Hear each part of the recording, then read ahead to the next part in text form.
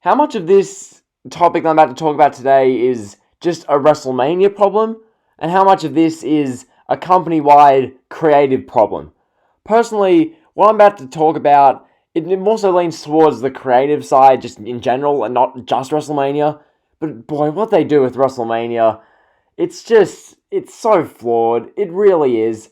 This whole model of year round, from April through February, we're going to shove all our full timers on the screen and do just the most illogical, irrational, creative, actions with them. We're going to book them in storylines against people who they shouldn't be against, or in angles that don't make sense, or there's no story, there's no reason to care. We're going to do that year round with our full-time guys, and then come March, let's call up The Undertaker, let's call up Triple H, let's call up Cena, let's call up Goldberg, let's call up, take your pick, X, Y, and Z. Now, in this case, it's call up Edge. Like, all of these part-timers. And it's WrestleMania. I get, you need names on the marquee. That's not what this video is. This isn't me saying that, I think WrestleMania should be all full-time guys. Part-timers shouldn't be on the show. That's not what this is. This is simply how World Wrestling Entertainment makes these part-timers look, and how they make these part-timers feel, and how they make everyone else feel. Now, we saw it primary in case in question, Goldberg and The Fiend. That caused an absolute debacle on wrestling social media. The YWC, it just collectively broke because of that. And it brought to life this problem. The instant short-term gratification of giving Goldberg the title versus the long-term reaping your rewards of having The Fiend Bray Wyatt as champion. It's polar opposites, because this whole Goldberg thing is part and parcel. It's a great demonstration of this WrestleMania problem. And what the problem is how World Wrestling Entertainment brings all of these part-timers back for WrestleMania, and then the night after Mania, they're nowhere to be found. We're left with the full-timers, and more often than not, the full-timers who are on the WrestleMania show don't feel any more special or must-see the night after Mania. They just feel the same as usual, and then they go back into a slump for 10, 11 months, and then the cycle repeats itself. Then we'll get to WrestleMania 37, and inevitably, they'll call up The Rock, and we'll get Rock versus Roman Reigns. They'll call up Cena again. They'll call up Undertaker, even though by then Undertaker's going to be 56. They're just going to keep calling up all these guys, because the year-round booking and the creative in this company, it's not good enough. It's just not. It's not even it's not good enough. It's just inept. What the things they do and the booking, there's no logic. There's no attempt to build up divisions and build up a main event picture, build up an Intercontinental Championship picture, build up a tag team division, so that your show from top to bottom feels structured and eventful and meaningful. There's none of that. And they've been doing this for years now. This is the byproduct of years of this just abuse of power. Years of Vince McMahon not booking the right guys in the right positions. Years of ignoring the fans. Years of, if you're acknowledging the fans, acknowledging them with the wrong people. Pushing the wrong people. Just the logic and the thought process hasn't been there for years. And as a result, we're in this stage in 2020 where at WrestleMania 36, the marquee matches, Randy Orton versus Edge, okay, two guys who, they're hardly youthful. Adam Copeland's 50? Granted, Edge and Randy Orton, the build-up has been awesome, and I wouldn't complain about that at all. But holistically, if we're looking at this from a, I don't know how to phrase this. If we're looking at Edge versus Randy Orton from a long-term going forward standpoint, it's whatever. Like, I've said this during the Raw reviews. I love the build of this match. Edge versus Randy Orton. It's great. It feels like WrestleMania. It's cool. But where's Edge going to be the night after Mania? Where's Randy Orton going to be? Granted, Orton will probably be on Raw getting booed. So, Orton, this example doesn't work as well. But then again, Edge will be off TV. That's the whole point of this. It's these marquee matches where one, and in some cases, both of the guys in these marquee matches won't even be on TV the next night. Undertaker, AJ Styles, great example. Mark Calloway, he's 55 as of WrestleMania. Is he ill? It's just like, bringing The Undertaker back for WrestleMania, what's the point? Do we need to see The Undertaker back every year at WrestleMania? Do we really? I think we don't. Personally, when was the last great Undertaker match that needed to happen? the Brock Lesnar one in Hell in a Cell in 2015. I mean, that's the last one I can name, because Hell in a Cell versus Shane McMahon, it was cool. Seeing Shane fall off the top of or jump off the top of a cage was cool. But do we need to see that match at WrestleMania 32? Do we need to see Reigns versus Taker at 33? Do we need to see that? Do we need to see Undertaker versus Drew McIntyre and Shane McMahon in a tag match at Extreme Rules 2019? Do we need to see the Brothers of Destruction versus DX in a Crown Jewel 2018 tag match? Like, you get my point. Because Undertaker, just keeping on bringing him out just for the sake of it, just to get that entrance on the show in a marquee match, you don't need it. Just because WrestleMania is the marquee on the banner doesn't mean you need The Undertaker.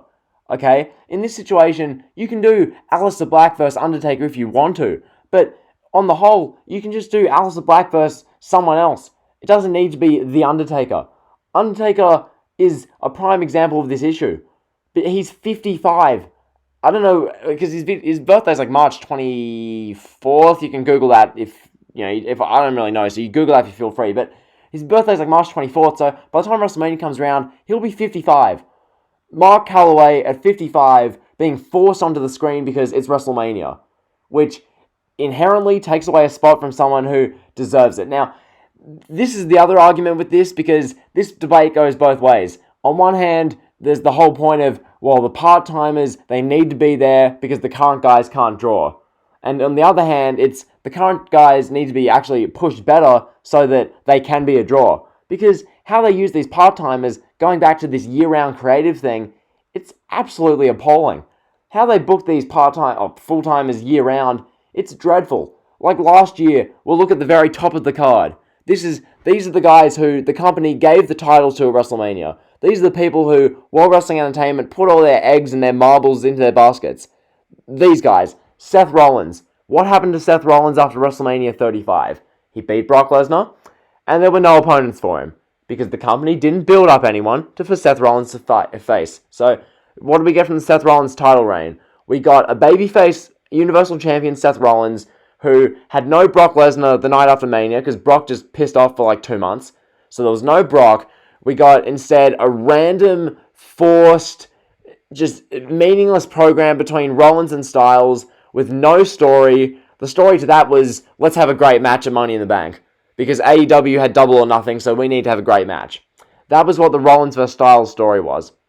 And then you look at Rollins Corbin, a 3-month program with Rollins and Baron Corbin, which was just utterly dreadful, horrible creative, that did no favors for Rollins, no favors for Corbin, no favors for the viewing audience, no favors for anyone.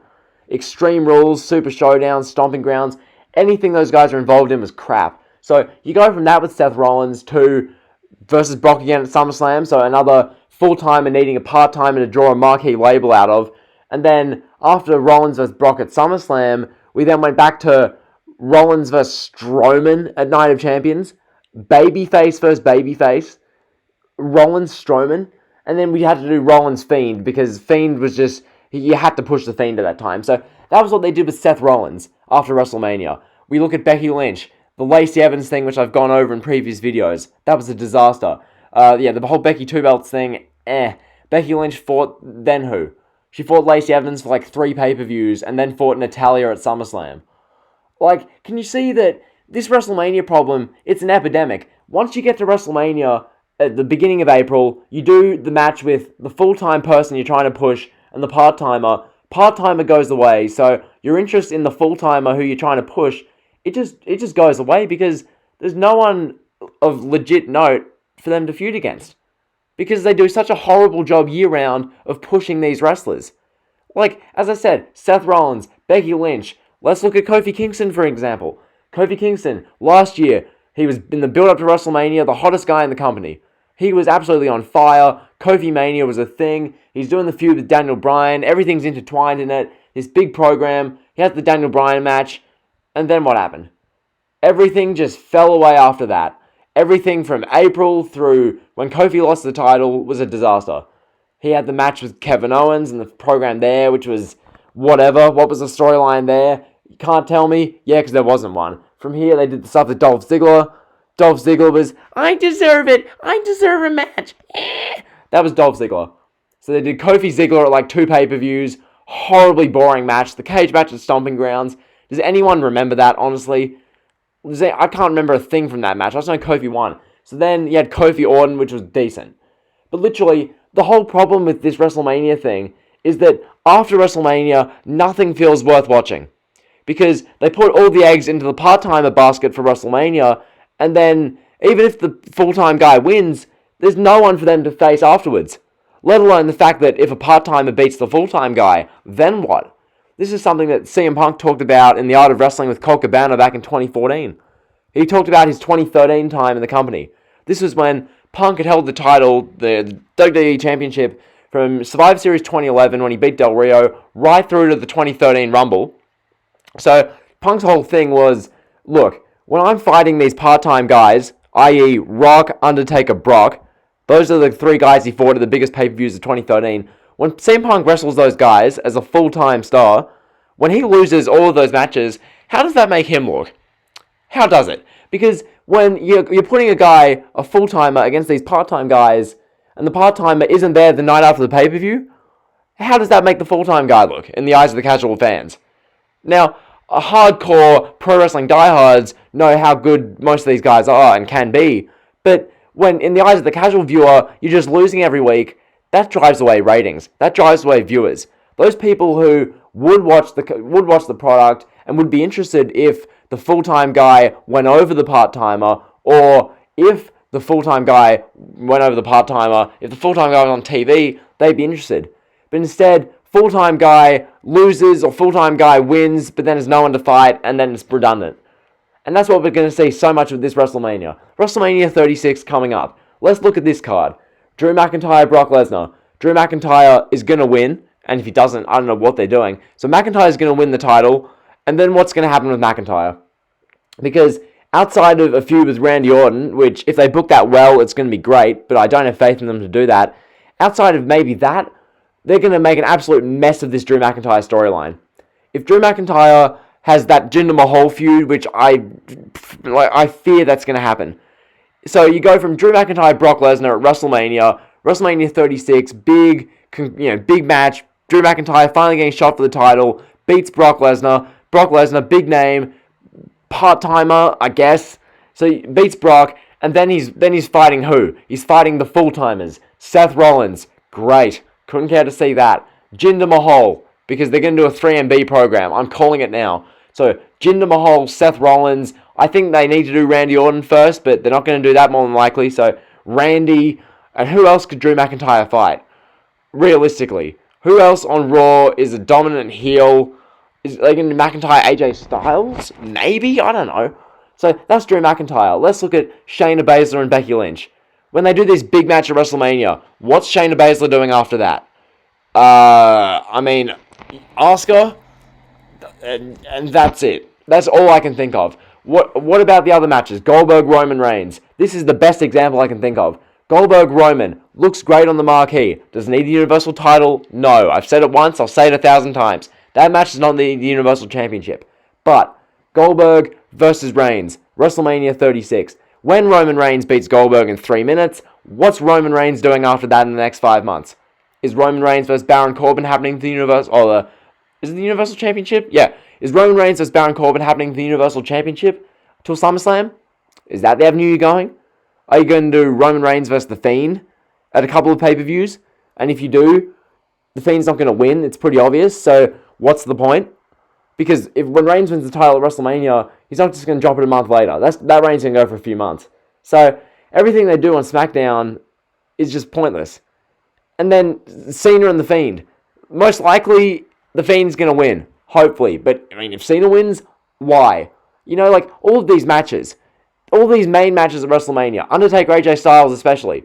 When Undertaker inevitably beats AJ Styles and Styles is back the next night on Raw, who's going to take him seriously? Because the 55-year-old man just beat him, and then the 55-year-old's back to his house with Michelle McCool. Meanwhile, AJ Styles and the OC, the official losers, they're on Raw. So, do you see what I'm coming with this video? This is the WrestleMania problem. This is the problem which World Wrestling Entertainment has done to themselves over the course of this last decade. Because back in the Attitude Era, Ruthless Aggression Era, this was never an issue. Okay, WrestleMania would serve as this big conclusive pay-per-view, but after WrestleMania, cool, engaging, fresh, interesting storylines would happen. After this WrestleMania, and after these WrestleManias in the past few years, you have this, like, not even conclusive, but you have a bunch of new, fresh things happen at WrestleMania, like WrestleMania 35, Becky, Seth, and Kofi win the championships, and then you're left with nothing. Because this company creatively is inept. They can't book something to save their life. So that's the WrestleMania problem. That's this video today. There's plenty to talk about on this topic because it's so open-ended. There's so many examples of this. Just year round, they keep doing this WrestleMania thing. 35 was the best example of it. They're going to do it with 36, no doubt. Roman Reigns is going to win the championship. Drew McIntyre is going to win the other championship. Shayna Baszler is going to win the Raw Women's Championship. And then, Undertaker's probably going to beat Styles. And then that's going to be WrestleMania. Edge might beat Randy Orton and probably will. And that's, again, when Edge beats Randy Orton, where to for Edge from there? He's not going to be on TV for 3 months. And then Orton's just going to be just there. Because all this momentum Orton has going will probably go away when Edge beats him. Like, it's just this, I don't know, I can't be bothered anymore. This WrestleMania problem, it needs to be fixed. They need to change their practices because this just doesn't work. This is going back to the Vince McMahon business model thing that I made a video about like a month ago. This whole business model of, look, we'll put all our stars onto WrestleMania and then year-round the full-timers can just suffer because of our creative. That is just flawed and drives away so many customers, so much revenue from the business, as well as the Saudi shows. Bringing these legends back for the Saudi shows kills the intrigue of them, so that come WrestleMania, it doesn't feel special anymore. So that's the WrestleMania problem. Do you agree? Do you disagree? What do you think of the problem? Like, comment, subscribe. You guys know the drill. I'm sure there's going to be plenty of good interactions in the comments of this video because it's such an interesting topic. It's a topic that's worth discussing. It's actually pretty damn interesting when you think about it. So, yeah, that's a video. Like, comment, sub. See ya.